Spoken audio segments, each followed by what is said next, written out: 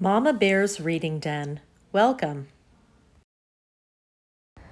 Hello, little cubs. Welcome back to Mama Bear's Reading Den. I'm Mama Bear, and I'm happy to have you with me today on St. Patrick's Day. Leprechaun on the Loose by Marcia Thornton Jones and Sid Moore, published by Scholastic. A leprechaun was loose in the classroom, and Sydney was the only one who knew it. Sydney saw teeny tiny green footprints on the floor. He followed them to the table where Mrs. Yoder had cupcakes for their St. Patrick's Day party. Sydney peeked inside the box. All the green icing had been licked off the cupcakes.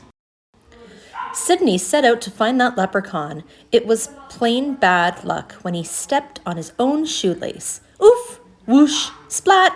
Sydney fell right on the table.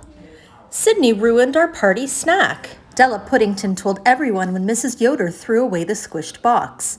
I didn't do it, Sydney said. It was the leprechaun. An itty-bitty hee-hee-hee came from behind the fish tank, but Sydney was the only one who heard it. During reading time, Sydney noticed something was wrong with the fish. He sneaked to the back of the room and looked into the tank. The leprechaun was swimming the backstroke, and the fish definitely were not happy. Sydney dove after the leprechaun. Plop, kerplunk, sploosh. Water soaked the table. Sydney ruined our decorations, Della cried when Mrs. Yoder threw away the soggy paper shamrocks. I didn't do it, Sydney said. It was the leprechaun. Sydney was sure he heard a tiny little ha-ha-ha as he mopped up the mess. During science class, Sydney heard a creak, creak, creak coming from the hamster's cage.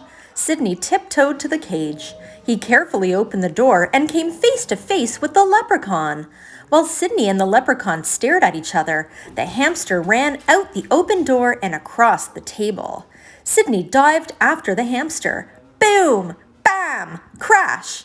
Sydney fell against the table. Juice went everywhere just as the hamster scurried out of sight.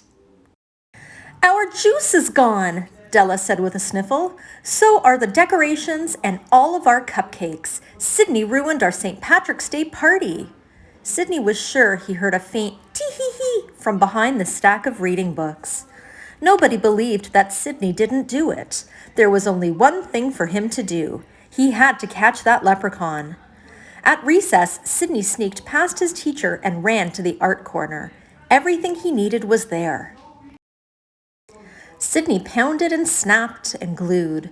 Perfect, he said when he finished his leprechaun trap. Then he hurried into the lunchroom and looked through the lunch trays until he found a stinky tidbit of corned beef.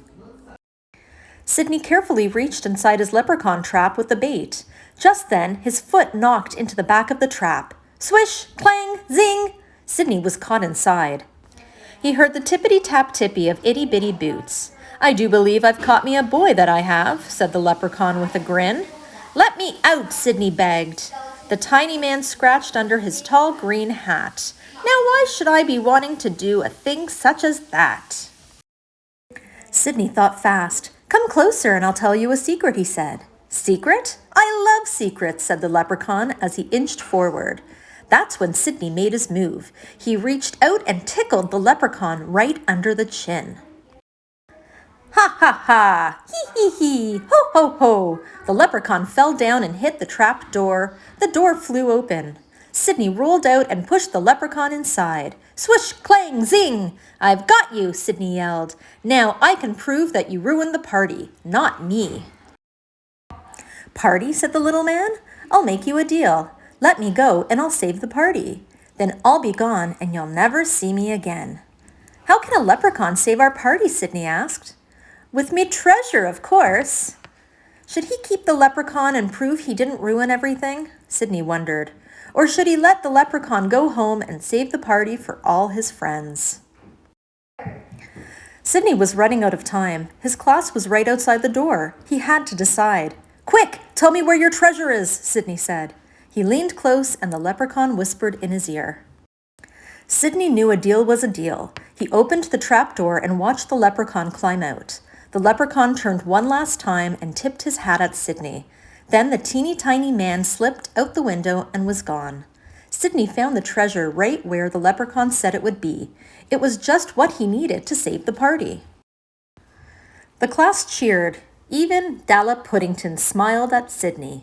Mrs. Yoder wasn't mad at him anymore, even if she didn't quite believe where Sydney got the party supplies. Sydney was finally able to forget all the trouble the leprechaun had caused. Then Sydney heard something terrible. "Excuse me, lad," said a tiny voice from behind Sydney's box of crayons. "I'm looking for me brother. Have you seen him anywhere?" How did you like our little book today about St. Patrick's Day? I hope you enjoyed it as much as I enjoyed reading it to you. Don't forget, every Tuesday and Thursday right here at Mama Bear's Reading Den, we'll be reading books together. And every Friday we have Phonics Friday, and we'll learn a new letter every week according to the Jolly Phonics program. Until next time, little cubs, Mama Bear says bye.